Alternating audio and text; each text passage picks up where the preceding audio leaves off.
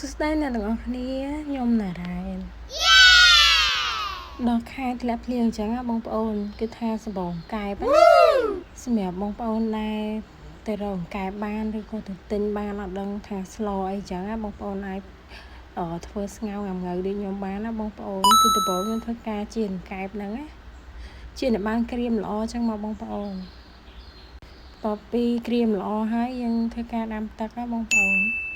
ឥឡូវទឹកខ្ញុំពុះហើយធ្វើការបង់កង្កែបចូលបង់កង្កែបទឹកពុះហើយបង់ផ្សិតបញ្ចូលចូលបងប្អូនមានផ្សិតផ្សេងដាក់ក៏បានដែរបងប្អូនហើយសម្រាប់ក្រូចងៅគឺខ្ញុំចាត់វាជាចំណិតទូអញ្ចឹងណាដល់ពេលដាក់ផ្សិតបញ្ចូលហើយទឹកពុះយើងដាក់ងៅចូលអញ្ចឹងបងប្អូនបន្ទាប់មកដាក់អំបិលដាក់ទឹកត្រីដាក់ប៊ីចេងចុងក្រោយដាក់ស្ករសបន្តិចបងប្អូន